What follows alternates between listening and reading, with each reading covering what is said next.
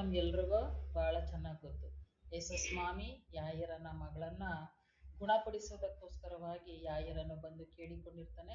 ಯೇಸು ಸ್ವಾಮಿ ಆತನ ಜೊತೆಲಿ ಹೋಗುವಂತ ಸಮಯದಲ್ಲಿ 12 ವರ್ಷಗಳಿಂದ ಆಕೆ ಏನಾಗಿದ್ದಾಳೆ, ರಕ್ತ ಕುಸುಮ ರೋಗದಿಂದ ಆಕೆ ಬಾಧೆಯನ್ನ ಪಟ್ಟಿದ್ದಾಳೆ. ಅಲ್ಲಿ ವಾಕ್ಯ ಹೇಳೋದೇನಂದ್ರೆ, ಆಕೆ ವೈದ್ಯರಿಂದ ಬಹು ಕಷ್ಟವನ್ನು ಅನುಭವಿಸಿ, ಆಕೆಯು ಅನೇಕ ವೈದ್ಯರಿಂದ, ಈ ವೈದ್ಯರು ಒಂಥರ ಹೇಳ್ತಾರೆ, ಆ ಟ್ರೀಟ್ಮೆಂಟ್ ತಗೊಳ್ತಾಳೆ, ಮತ್ತೆ ಅಲ್ಲಿ ಎಲ್ಲ ಫೀಸ್ ಎಲ್ಲ ಕಟ್ ಆಗುತ್ತೆ. ನೆಕ್ಸ್ಟ್ ವೈದ್ಯರ ಬಳಿ ಹೋಗ್ತಾಳೆ, ಅವರು ಒಂದು ರೀತಿ ಹೇಳ್ತಾರೆ, ಅಲ್ಲೂ ಫೀಸ್ ಎಲ್ಲ ಕಟ್ ಆಗುತ್ತೆ, ಅಲ್ಲೂ ಸಹಿತವಾಗಿ ಆಕೆಗೆ ಯಾವುದೇ ರೀತಿ ಗುಣ ಆಗಲ್ಲ. ಹೀಗೆ ವೈದ್ಯರ ಟ್ರೀಟ್ಮೆಂಟ್ ಇಂದ ಆಕೆಗೆ ಅನೇಕ ರೀತಿಯಾದಂಥ ದೇಹದ ಆಯಾಸನೂ ಜಾಸ್ತಿ ಆಗ್ತಾ ಇರುತ್ತೆ, ಹಣದ ವ್ಯಯವೂ ಸಹ ಜಾಸ್ತಿ ಆಗ್ತಾ ಇರುತ್ತೆ. ಇಂಥ ಸಮಯದಲ್ಲಿ ಅನೇಕ ವೈದ್ಯರನ್ನ ಭೇಟಿಯಾಗಿ ಆಗಿ ಆಗಿ ಅವ್ರು ಕೊಡುವಂಥ ಎಲ್ಲ ಟ್ರೀಟ್ಮೆಂಟ್ ಅನ್ನ ತೆಗೆದುಕೊಂಡು ಈಕೆ ರೋಗ ಹೆಚ್ಚಾಯ್ತೆ ಹೊರತು, ಕಾಸು ಖಾಲಿ ಐತೆ ಹೊರತು ಆರೋಗ್ಯ ಸಿಗ್ಲಿಲ್ಲ. ಈ ಸಮಯದಲ್ಲಿ ಅಲ್ಲಿ ವಾಕ್ಯ ಹೇಳೋದೇನಂದ್ರೆ, ಆ ಹೆಂಗಸು ಯೇಸುವಿನ ಸಮಾಚಾರವನ್ನ ಕೇಳಿ, ಯಾವ ಹೆಂಗಸು ರಕ್ತ ಕುಸುಮ ರೋಗದಿಂದ ನರಳ್ತಾ ಇದ್ಲಲ್ಲ, ಆಕೆ ಕಿವಿಗೆ ಒಂದು ಸುದ್ದಿ ಬರುತ್ತೆ, ಯೇಸು ಸ್ವಾಮಿ ಈ ಮಾರ್ಗವಾಗಿ ಹೋಗುತ್ತಾ ಇದ್ದಾರೆ ಅಂತ. ಆ ಸುದ್ದಿಯನ್ನ ಕೇಳಿದ ಕೂಡಲೇ ಆಕೆ ಒಂದು ಡಿಸೈಡ್ ಅನ್ನ ಮಾಡ್ಕೊಳ್ತಾಳೆ, ನಾನು ಆತನ ಉಡುಪನ್ನ ಮುಟ್ಟಿದರೆ ಸಾಕು ನೆಟ್ಟಗಾಗುವೆನು. ಏನಂತೆ ಅದು? ನಾನು ಆತನ ಉಡುಪನ್ನ ಮುಟ್ಟಿದರೆ ಸಾಕು, ಉಡುಪಿನ ಗೊಂಡೆಯನ್ನ ಮುಟ್ಟಿದರೆ ಸಾಕು, ನಾನು ನೆಟ್ಟಗಾಗುವೆನು. ಅಂದ್ರೆ ಇಲ್ಲಿ ನಂಬಿಕೆ ಎಷ್ಟು ಅಪರಿಮಿತವಾಗಿರುವಂತದ್ದು ಅಂತ. ಈಗ ಕುಳ್ಳ ಚಕ್ಕ ಏನ್ ಮಾಡಿರ್ತಾನೆ, ಆಲದ ಮರವನ್ನ ಹತ್ತಿ ಕುಳಿತಿರ್ತಾನೆ. ಆತನ ಹತ್ತಿ ಕುಳಿತಂತ ಉದ್ದೇಶ ಏನು? ಯೇಸುವನ್ನ ನೋಡಬೇಕು. ಯೇಸುವನ್ನ ನೋಡಲು ಅಪೇಕ್ಷಿಸಿ ಆತನ ಆಲದ ಮರವನ್ನ ಏರಿ ಕುಳಿತನು ಅಂತ ದೇವ್ರ ವಾಕ್ಯ ಹೇಳುತ್ತೆ. ಹಾಗಾದ್ರೆ ದೇವರ ಸನ್ನಿಧಾನಕ್ಕೆ ನಾವು ಬರುವಂತ ಸಮಯದಲ್ಲಿ ನಮ್ಗೇನಿರ್ಬೇಕು ಅಂದ್ರೆ ದಾಹ ಮತ್ತು ಆಸಕ್ತಿ ಇರಬೇಕು. ಈಗ ಅದೇ ಯೇಸು ಸ್ವಾಮಿ ಕಲ್ವಾರಿಯ ಮರಣವನ್ನು ಅನುಭವಿಸುವಂತ ಸಮಯದಲ್ಲಿ ಪಿಲಾತನು ಯೇಸುವನ್ನ ನೋಡ್ಬೇಕು ಅಂತ ಬಯಸಿದ್ದ, ಹೆರೋದನು ಯೇಸು ಸ್ವಾಮಿಯನ್ನ ನೋಡ್ಬೇಕು ಅಂತ ಬಯಸಿದ್ದ. ಯೇಸು ಸ್ವಾಮಿಯನ್ನ ಹೆರೋದನು ನೋಡಿದ ಕೂಡಲೇ ಹೆರೋದನ ವಾಕ್ಯ ಹೇಳುತ್ತೆ, ಆತನು ಬಹು ಸಂತೋಷ ಪಟ್ಟನು. ಯಾಕೆಂದ್ರೆ ಅಲ್ಲಿವರೆಗೂ ಸಹ ಆತನ ಏನಾಗಿರ್ತಾನೆ, ಯೇಸು ಸ್ವಾಮಿ ಸುದ್ದಿ ಸಮಾಚಾರವನ್ನ ಕೇಳ್ತಾ ಇರ್ತಾನೆ, ಯೇಸು ಸ್ವಾಮಿ ಮಾಡಿರುವಂತ ಅದ್ಭುತಗಳನ್ನ ಕೇಳಿಸಿಕೊಳ್ತಾ ಇರ್ತಾನೆ. ಆತನಿಗೆ ಒಂದು ಸಂತೋಷ ಇರುತ್ತೆ, ನಾನು ಆತನ ನೋಡ್ಬೇಕು ಅಂತ. ಈಗ ಆತನ ಕೇಳ್ಕೊಳ್ಳೋದೇನು? ಯೇಸು ಸ್ವಾಮಿಯನ್ನ ನೋಡ್ದ, ಸಂತೋಷ ಪಟ್ಟ. ತಕ್ಷಣವೇ ಹೇಳುವಂತ ಮಾತೇನು? ನೀನು ನನಗೋಸ್ಕರ ಅದ್ಭುತ ಸೂಚಕ ಕಾರ್ಯವನ್ನ ಮಾಡು. ಜನ ಅದನ್ನ ಮಾಡಿದ್ರು ಇದನ್ನ ಮಾಡಿದ್ರು ಅಂತ ಹೇಳ್ತಾನೆ ಇದಾರಲ್ಲ, ಈಗ ನನ್ನ ಕಣ್ಣೆದುರುಗಡೆ ಮಾಡು. ಆಗ ಯೇಸು ಸ್ವಾಮಿ ಯಾವುದೇ ಕಾರ್ಯವನ್ನ ಮಾಡದೇ ಇರುವ ನಿಮಿತ್ತ ಹೆರೋದನ್ ಏನ್ ಮಾಡ್ತಾನೆ, ಯೇಸು ಸ್ವಾಮಿಯನ್ನ ಅಪಹಾಸ್ಯ ಮಾಡ್ತಾನೆ. ಆತನಿಗೆ ರಾಜವಸ್ತ್ರಗಳನ್ನ ತೊಡಿಸಿ ಯೇಸು ಸ್ವಾಮಿಯನ್ನ ಅಪಹಾಸ್ಯ ಮಾಡಿ ಅವಮಾನ ಮಾಡಿ ಕಳಿಸಿಕೊಡ್ತಾನೆ. ಮಹಾಯಾಜಕರು ಸಹಿತವಾಗಿ, ಯಹೂದ್ಯರು ಸಹಿತವಾಗಿ ಯೇಸು ಸ್ವಾಮಿ ಹತ್ರ ಬರ್ತಾ ಇದ್ರು, ಏನೋ ಉಪದೇಶವನ್ನ ಕೇಳುವ ಮಟ್ಟಿಗೆ ಅವ್ರು ಬಂದು ಕುಳಿತುಕೊಳ್ತಾ ಇದ್ರು. ಆದ್ರೆ ಅವರು ಲಾಸ್ಟ್ ಅಲ್ಲಿ ಮಾಡ್ತಾ ಇದ್ದೇನೋ, ಯೇಸು ಸ್ವಾಮಿಯನ್ನ ಪ್ರಶ್ನಿಸುವಂಥದ್ದು, ಯೇಸು ಸ್ವಾಮಿ ಮೇಲೆ ಗುಣಗುಟ್ಟುವಂಥದ್ದು. ನೀನು ನಿಜವಾಗ್ಲೂ ದೇವರ ಮಗನೇ ಆಗಿದ್ರೆ ಈ ಅದ್ಭುತ ಮಾಡು, ಆ ಸೂಚಕ ಕಾರ್ಯ ಮಾಡು ಅಂತ. ಹಾಗಾದ್ರೆ ಇಲ್ಲಿ ಒಂದು ವರ್ಗ ಇದೆ, ಅವರು ಯೇಸು ಸ್ವಾಮಿ ತಾವು ಅಂದುಕೊಂಡ ರೀತಿಯಲ್ಲಿ ನಡಿಬೇಕು ಅಂತ. ಈಗ ಅಷ್ಟಕ್ಕೆ ನಿಂತೋಯ್ತಾ? ಯೇಸು ಸ್ವಾಮಿ ಶಿಲುಬೆ ಮೇಲೆ ಮರಣವನ್ನು ಅನುಭವಿಸುವಂತ ಸಮಯದಲ್ಲೂ ಸಹಿತವಾಗಿ ನಿಂತಿರೋ ಜನ ಏನ್ ಹೇಳ್ತಾರೆ, ನೀನು ನಿಜವಾಗ್ಲೂ ದೇವರ ಮಗನಾಗಿದ್ದರೆ ಇಳಿದು ಬಾ, ಎಲಿಯನನ್ನ ಕರೀತಾ ಇದ್ದಾನೆ, ಎಲಿಯನ್ ಬಂದಿತ್ತು ನನ್ನ ರಕ್ಷಿಸುವನೋ, ನೋಡೋಣ. ಅವ್ರಿವ್ರನ್ನೆಲ್ಲ ಬದುಕಿಸ್ತಾ, ಅವ್ರಿವ್ರಿಗೆಲ್ಲ ಉಪಕಾರ ಮಾಡ್ದ, ಅದ್ಭುತ ಮಾಡ್ದ, ಇವಾಗ ತನಗ್ ತಾನೇ ಅದ್ಭುತ ಮಾಡ್ಕೊಂಡು ಕಲ್ವಾರಿ ಶಿಲ್ಬೆಯಿಂದ ಇಳ್ಬಿಡ್ಲಿ ಅಂತ ಹೇಳಿ ಅನೇಕರು ಅಪಹಾಸ್ಯವನ್ನ ಮಾಡ್ತಾ ಇರ್ತಾರೆ. ಅಂದ್ರೆ ಸಮಾಜದಲ್ಲಿ 2 ಗುಂಪು ಉಂಟು. ಒಂದು ಗುಂಪು ಅವ್ರು ಹಣವಂತರು, ಐಶ್ವರ್ಯವಂತರು ಆಗಿದ್ದಾಗಿ ಸಹಿತವಾಗಿ ಅವ್ರೇನ್ ಮಾಡ್ತಾ ಇರ್ತಾರೆ, ದೇವರನ್ನ ದೂಷಿಸ್ತಾ ಇರ್ತಾರೆ. ಬರೀ ಹಣವಂತರು ಮಾತ್ರ ದೂಷಿಸ್ತಾರೆ ಅಂತ ಅನ್ಕೊಳ್ಳೋದು ತಪ್ಪು. ನಿಕೋದೇಮನು ಆತನು ಒಳ್ಳೆಯ ಮನುಷ್ಯನಾಗಿದ್ದನು, ಆತನ ಹಣವಂತನಾಗಿದ್ರು ಜ್ಞಾನಿಯಾಗಿದ್ರು ಯೇಸು ಸ್ವಾಮಿಯನ್ನ ಸಂಧಿಸ್ಲಿಕ್ಕೆ ಬಂದ.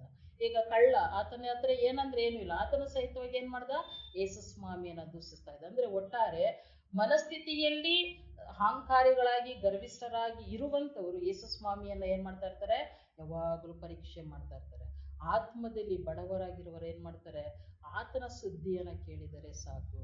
ಈಗ ಶತಾಧಿಪತಿ ಹೇಳ್ತಾನೆ, ನೀನು ಒಂದು ಮಾತು ಹೇಳಿ ಕಳಿಸಿದರೆ ಸಾಕು, ನನ್ನ ಹಾಳಿಗೆ ಗುಣವಾಗುವುದು. ಈಗ ದೆವ್ವ ಹಿಡಿದಂತ ಮಗುವಿನ ತಾಯಿ ಕಾನಾನ್ಯ ಸ್ತ್ರೀ ಬಂದು ನೀನು ಒಂದ್ ಮಾತು ಹೇಳಿದ್ರೆ ಸಾಕು, ನನ್ನ ಮಗಳಿಗೆ ಗುಣವಾಗುವುದು. ಅಂದ್ರೆ ಇವ್ರ ಅವರೆಲ್ಲ ಏನು ನೋಡ್ತಾ ಇದ್ರು ಅಂದ್ರೆ, ಆತನು ನಿಜವಾಗ್ಲೂ ದೇವರ ಮಗನು, ಆತನು ನಮ್ಮ ಮನೆಗೆ ಬರುವಷ್ಟು ಯೋಗ್ಯತೆ ನಮ್ಮಲ್ಲಿಲ್ಲ, ಆದ್ರೆ ಆತನು ಒಂದು ಮಾತು ಹೇಳಿದ್ರೆ ಸಾಕು, ನಮಗೆ ಏನ್ ಸಮಸ್ಯೆ ಇದೆಯೋ ಅದು ಗುಣವಾಗುವುದು, ಅದು ತೀರಿ ಹೋಗುವುದು, ಬಿಡುಗಡೆಯಾಗುವುದು. ಇದು ಒಂಥರ ನಂಬಿಕೆ. ಇವ್ರದ್ದು ಯಾವ ನಂಬಿಕೆ? ಹೃದಯದಲ್ಲಿ ಗರ್ವಿಷ್ಠರಾಗಿ ಅಹಂಕಾರಿಗಳಾಗಿರುವಂತವ್ರು ಯೇಸು ಸ್ವಾಮಿ ಅವ್ರ ಮುಂದೆನೇ ಬರ್ಬೇಕು, ಅವ್ರಿಗೋಸ್ಕರ ಅದ್ಭುತಗಳನ್ನ ಮಾಡ್ಬೇಕು, ಅವ್ರು ಹೇಳ್ದಾಗೆಲ್ಲ ಯೇಸು ಸ್ವಾಮಿ ಕೇಳ್ತಾ ಇರ್ಬೇಕು. ಈಗ ರೊಟ್ಟಿನ ಕಲ್ ಮಾಡು ಅಂತಂದ್ರೆ ಏನ್ ಮಾಡ್ಬೇಕು? ಕಲ್ ಮಾಡ್ಬಿಡ್ಬೇಕು. ಕಲ್ಲನ್ನ ರೊಟ್ಟಿ ಮಾಡು ಅಂದ್ರೆ ರೊಟ್ಟಿ ಮಾಡ್ಬೇಕು. ನೀರನ್ನ ದ್ರಾಕ್ಷಾರಸ ಮಾಡು ಅಂದ್ರೆ ಮಾಡ್ಬೇಕು. ದ್ರಾಕ್ಷಾರಸನ ನೀರಾಗಿ ಮಾಡು ಅಂದ್ರೆ ಮಾಡ್ಬೇಕು. ಆಗ ಅವ್ರ ಏನ್ ಮಾಡ್ತಾರೆ? ಯೇಸು ಸ್ವಾಮಿ ನಿಜ ಅಂತ ನಂಬ್ತಾರೆ. ಅಷ್ಟಕ್ ಮಾತ್ರ ಸುಮ್ಮನೆ ಆಯ್ತಾರ? ಅವ್ರು ಮತ್ತೆ ಮತ್ತೆ ಹೋಗ್ತಾರೆ. ಅಲ್ಲಿ ದೇವ್ರ ಮಹಿಮೆ ಹೊಂದ್ತಾ ಇದಾರೋ, ದೇವ್ರು ಇವ್ರು ಹೇಳ್ದಂಗೆ ಕೇಳ್ಬೇಕು ಅಂತ ಬಯಸ್ತಾ ಇದಾರೋ? ಅವ್ರೇನ್ ಮಾಡ್ತಾ ಇದಾರೆ? ಅವ್ರು ಹೇಳ್ದಾಗೆ ದೇವರು ತಮ್ಮ ಜೀವಿತದಲ್ಲಿ ತಮ್ಮ ಮುಂದೆ ಕಾರ್ಯಗಳನ್ನ ಮಾಡ್ಬೇಕು ಅಂತ ಬಯಸ್ತಾ ಇದ್ದಾರೆ. ಹಾಗಾದ್ರೆ ನಾವು ಎಂತ ಗುಂಪಿನಲ್ಲಿದ್ದೇವೆ? ದೇವರ ಮಾತು ಹೇಳಿದರೆ ಸಾಕು, ಆ ಮಾತಿಗೆ ನಾವು ಗೌರವ ಬೆಲೆ ಕೊಡುವಂಥವರಾಗಿದ್ದೇವ, ಅಥವಾ ಯರೋದನ ಹಾಗೆ ನಾವು ಪ್ರಶ್ನಿಸುವವರಾಗಿದ್ದೇವ, ಕಳ್ಳನ ಹಾಗೆ ಅಪಹಾಸ್ಯ ಮಾಡೋರಾಗಿದ್ದೇವ? ಆ ಕಲ್ವಾರಿ ಶಿಲುಬೆ ಹಿಂದೆ ಮುಂದೆ ನಿಂತಂತ ಸಾವಿರಾರು ಜನರು ಯೇಸು ಸ್ವಾಮಿಯನ್ನ ದೂಷಣೆ ಮಾಡ್ತಾನೆ ಇದ್ರು, ಆದ್ರೆ ಅಲ್ಲೂ ಸಹ ಅನೇಕರು ಏನ್ ಮಾಡ್ತಾ ಇರ್ತಾರೆ? ರಕ್ಷಣೆಗೆ ಬರ್ತಾನೆ ಇರ್ತಾರೆ ಅಲ್ವಾ? ಆ ಯೇಸು ಸ್ವಾಮಿ ಬಟ್ಟೆಗಳನ್ನ ಪಾಲನ ಮಾಡ್ಕೊಳ್ತಾರೆ, ಆದ್ರೆ ಶತಾಧಿಪತಿ ಏನಂತಾನೆ? ಇದು ನಿಜವಾಗ್ಲೂ ಇದನ್ನು ದೇವರ ಮಗನೇ ಆಗಿರಬಹುದು ಅಂತ ಹೇಳ್ತಾನೆ. ಯಾಕೆಂದ್ರೆ ನೀರು ಮತ್ತು ರಕ್ತ ಆತನ ಪೆಕ್ಕೆಲುಬಿಂದ ಚಿಮ್ಮುವಂತ ಸಮಯದಲ್ಲಿ ಇಷ್ಟು ಬೇಗ ಸತ್ತು ಹೋಗಿದ್ದಾನೆ. ಯಾಕೆಂದ್ರೆ ಕಳ್ಳ ಏನ್ ಮಾಡಿದ್ದಾನೆ? ಇನ್ನೂ ಮಂಡಿಯನ್ನು ಮುರಿಸಿಕೊಂಡು ಆತನ ಜೀವನ ಬಿಡ್ತಾ ಇದ್ದಾರೆ, ಆದ್ರೆ ಯೇಸು ಸ್ವಾಮಿ ಆಗಲೇ ತನ್ನ ಪ್ರಾಣವನ್ನ ಒಪ್ಪಿಸಿಕೊಟ್ಟಿದ್ದಾರೆ. ಅಂದ್ರೆ ಯೇಸು ಸ್ವಾಮಿಗೆ ಬೇಕಾಗಿರುವುದು ನಮ್ಮ ಆತ್ಮದಲ್ಲಿ ಬಡತನ. ಅದು ಯಾವ ಬಡತನ ಅಂದ್ರೆ ದೇವರ ಮಾತಿಗೆ ಗೌರವಿಸುವಂಥದ್ದು, ಬೆಲೆ ಕೊಡುವಂಥದ್ದು. ಈಗ ಈ ಸ್ತ್ರೀ ತನ್ನ ಬಳಿ ಇದ್ದಂತಹ ಹಣಕಾಸನ್ನೆಲ್ಲ ಖಾಲಿ ಮಾಡ್ಕೊಂಡಿದ್ದಾಳೆ ಅಂದ್ರೆ ಆಕೆ ಎಷ್ಟು ಶ್ರೀಮಂತಿಯಾಗಿರ್ಬೋದು ಅಲ್ವಾ? ಅನೇಕ ವೈದ್ಯರನ್ನ ಭೇಟಿಯಾಗಿದ್ದಾಳೆ, ಎಲ್ಲೂ ಗುಣವಾಗಿಲ್ಲ.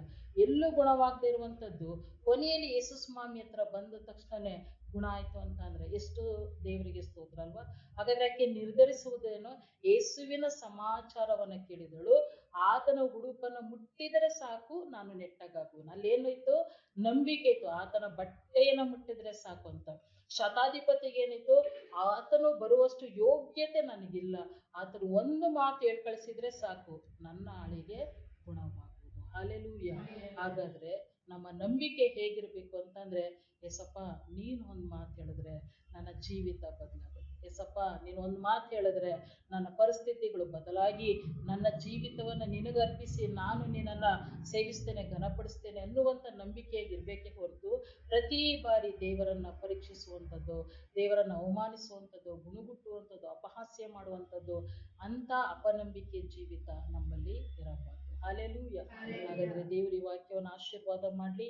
ನಮ್ಮ ನಂಬಿಕೆ ಸಹಿತವಾಗಿ ದೀನ ಮನಸ್ಸಿನಲ್ಲಿದ್ದಂಥ ಆ ಭಕ್ತರ ನಂಬಿಕೆ ಜೀವಿತ ನಮ್ಮದಾಗಿರ್ಬೇಕು ಅಂತ ದೇವರು ಬಯಸ್ತಾರೆ. ಆ ನಂಬಿಕೆ ನಾವು ಹೊಂದಿಕೊಳ್ಳೋಣ. ಹಲ್ಲೆಲೂಯ.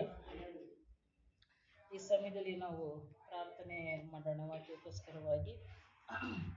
ಮಹಾಪರಿಶುದ್ಧನಾದಂಥ ನನ್ನ ದೇವರೇ, ಅಪ್ಪ ನಿನ್ನ ನಾಮಕ್ಕೆ ಸ್ತೋತ್ರ. ಮಹಿಮೆಯುಳ್ಳ ರಾಜನು, ಕರುಣೆಯುಳ್ಳ ನನ್ನ ಕರ್ತನು ನೀನೇ ಆಗಿದ್ದಿಲ್ಲಪ್ಪ ದೇವರೇ. ನೀನು ಭೂಲೋಕದಲ್ಲಿ ಸೇವೆ ಮಾಡುವಾಗ ಎರಡು ವರ್ಗದ ಜನರನ್ನ ನೀನು ಸಂಧಿಸಿದೆಯಲ್ಲ ಸ್ವಾಮಿ. ಅನೇಕರು ಬಂದು ಕರ್ತನಪ್ಪ ನಿನ್ನಲ್ಲಿ ತಪ್ಪನ್ನು ಹುಡುಕುವುದಕ್ಕಾಗಿ, ನಿನ್ನನ್ನು ಪ್ರಶ್ನಿಸುವುದಕ್ಕಾಗಿ, ನಿನ್ನನ್ನು ಅಪಹಾಸ್ಯ ಮಾಡುವುದಕ್ಕಾಗಿ, ಹೇಗೋ ನಿನ್ನ ಮಾತಿನಲ್ಲಿ ಯಾವಾಗಲೂ ತಪ್ಪನ್ನು ಹುಡುಕುವಂತ ಕಾರ್ಯಗಳನ್ನೇ ಅವರು ಮಾಡುತ್ತಲೇ ಇರ್ತಾರಲ್ಲ ಸ್ವಾಮಿ. ಅಪ್ಪ ನೀನು ಅದ್ಭುತ ಕಾರ್ಯ ಮಾಡು, ಸೂಚಕ ಕಾರ್ಯ ಮಾಡು, ಆಗ ನಾವು ನಿನ್ನನ್ನು ನಂಬುತ್ತೇವೆ ಎಂದು ಪ್ರತಿ ಬಾರಿ ನಿನ್ನ ಪರೀಕ್ಷಿಸುವುದರಲ್ಲೇ ಸಮಯವನ್ನು ಕಳೆಯುತ್ತಾರಲ್ಲ ರಾಜ. ಹೇಗೋ ಸ್ವಾಮಿ, ಆದ್ರೆ ಅನೇಕ ದೀನರು ಸ್ವಾಮಿ ಅಪ್ಪ ನೀನು ಒಂದು ಮಾತು ಹೇಳಿದರೆ ಸಾಕು ನಮ್ಮ ರೋಗ ಗುಣವಾಗುತ್ತದೆ, ದೆವ್ವಗಳು ಬಿಟ್ಟು ಹೋಗುತ್ತದೆ, ನಮ್ಮ ಪರಿಸ್ಥಿತಿಗಳು ಬದಲಾವಣೆ ಆಗುತ್ತದೆ, ಸತ್ತವರು ಎಬ್ಬಿಸಲ್ಪಡುವರು ಎನ್ನುವಂತ ನಂಬಿಕೆಯೊಟ್ಟಿಗೆ ನಿನ್ನ ಸಮ್ಮುಖದಲ್ಲಿ ದೂತರನ್ನ ತಾವೇ ಮುಂದಾಗಿ ತಮ್ಮ ಪರಿಸ್ಥಿತಿಗಳಿಗಾಗಿ ನಿನ್ನ ಬಳಿ ಬಂದು ವಿಜ್ಞಾಪಿಸಿಕೊಳ್ಳುವಂಥದ್ದನ್ನ ನಾವು ನೋಡುತ್ತೇವಲ್ಲ ಸ್ವಾಮಿ. ಕರ್ತನಾದಂಥ ದೇವರೇ, ಈಗಲೂ ಸ್ವಾಮಿ ಅದೇ ಮನಸ್ಥಿತಿಗಳು, ಎರಡು ಮನಸ್ಥಿತಿಗಳು ದೇವರೇ ನಿನ್ನ ಕಣ್ಣ ಮುಂದೆ ಯಾವಾಗಲೂ ನೆಲೆಯಾಗಿರುತ್ತದಲ್ಲ ರಾಜ. ರಾಜ. ಹೇಗೋ ಕರ್ತನೆ ನಿನ್ನ ಪರೀಕ್ಷಿಸುವ, ಅನುಮಾನಿಸುವ, ದ್ವೇಷಿಸುವ, ಅಪಹಾಸ್ಯ ಮಾಡುವಂತ ಕೆಟ್ಟ ಮನಸ್ಥಿತಿಗಳು ರಾಜ ಯಹೂದ್ಯರಲ್ಲಿ, ಯಾಜಕರಲ್ಲಿದ್ದಂಥದ್ದು ಸ್ವಾಮಿ, ಹೆರೋದನಲ್ಲಿದ್ದಂಥದ್ದು ಸ್ವಾಮಿ, ಆ ಜನರಲ್ಲಿದ್ದಂಥದ್ದು ರಾಜ ನಮ್ಮಲ್ಲಿ ಮುರಿಯಲ್ಪಡಲಿ ಕರ್ತನೆ. ನಿನ್ನ ನಾಮಕ್ಕೆ ಸ್ತೋತ್ರ. ಓ ದೇವರೇ, ನಮ್ಮ ನಂಬಿಕೆ ಕರ್ತನೆ, ದೀನರಾದ ಭಕ್ತರು ಕರ್ತನೆ, ನೀನು ಒಂದು ಮಾತು ಹೇಳಿದರೆ ಸಾಕು ಎನ್ನುವಂತ ಆ ನಂಬಿಕೆ ಹೇಗಿತ್ತು ರಾಜ, ಅದೇ ನಂಬಿಕೆ ಕರ್ತನೆ ನಮ್ಮಲ್ಲಿ ಕಾರ್ಯವನ್ನು ಸಾಧಿಸಲಿ ರಾಜ. ಓ ದೇವರಪ್ಪ, ನೀನು ತೋಮನಿಗೆ ಹೇಳುತ್ತೀಯ ಸ್ವಾಮಿ, ನೀನು ನೋಡಿದ್ದರಿಂದ ನಂಬಿದಿ, ಆದ್ರೆ ನೋಡದೆ ನಂಬುವವರು ಧನ್ಯರು ಎಂದು ನಿನ್ನ ವಾಕ್ಯ ಹೇಳುತ್ತದಲ್ಲ ರಾಜ. ಹೌದು ಸ್ವಾಮಿ ಕರ್ತನೆ, ನಿನ್ನ ಮಾತನ್ನ ಕರ್ತನೆ ನಾವು ನಂಬಿ, ಹೇಗೋ ನೀನು ಸರ್ವಶಕ್ತನು, ನಿನಗೆ ಅಸಾಧ್ಯವಾದ ಕಾರ್ಯಗಳು ಒಂದೂ ಇಲ್ಲ ಎಂದು ನಾವು ನಂಬಿಕೆಯಿಂದ ನಿಲ್ಲುವುದೇ ಸರ್ವಶ್ರೇಷ್ಠವಾದ ಕಾರ್ಯವಾಗಿದೆಯಲ್ಲ ರಾಜ. ಕರ್ತನಾದಂತ ದೇವರ ಅಂತ ಬಲಿಷ್ಠವಾದ ನಂಬಿಕೆ ಜೀವಿತ ನಮ್ಮದಾಗಿರ್ಲಿಕ್ಕಾಗಿ ಕೃಪೆ ತೋರಿಸು ರಾಜ. ಹೇಗೋ ನಮ್ಮಲ್ಲಿ ಭಕ್ತಿಹೀನತೆಗಳು ಕರ್ತನೆ ಇರುವಾಗಲೂ ಅವೆಲ್ಲವನ್ನ ಲಯಪಡಿಸಿ ರಾಜ. ಈ ದಿನ ನಿನ್ನ ರಕ್ತದಿಂದ ನಮ್ಮನ್ನ ಶುದ್ಧೀಕರಿಸು. ಆ ದಿನ ನಿನ್ನ ಹುಡುಕನ್ನು ಮುಟ್ಟಿದ ಸ್ತ್ರೀಗೆ ಹೇಗೆ ಸ್ವಸ್ಥತೆ ಉಂಟಾಯ್ತೋ, ಈ ದಿನ ನಿನ್ನ ವಾಕ್ಯವು ನಮ್ಮ ಹೃದಯದಲ್ಲಿ ಸ್ಪರ್ಶಿಸಲ್ಪಡುವಾಗ ನಮಗೂ ಸ್ವಸ್ಥತೆ, ಬಿಡುಗಡೆ ಉಂಟಾಗಲಿ. ಹಾಗೆ ಮಾಡುತ್ತೀನಿ, ನಿನಗೆ ಸ್ತೋತ್ರ. ಯೇಸುವಿನ ಹೆಸರಿನಲ್ಲಿ ಪ್ರಾರ್ಥಿಸಿದ್ದೇವೆ ನಮ್ಮ ಜೀವಳ ತಂದೆಯೇ, ಆಮೆನ್.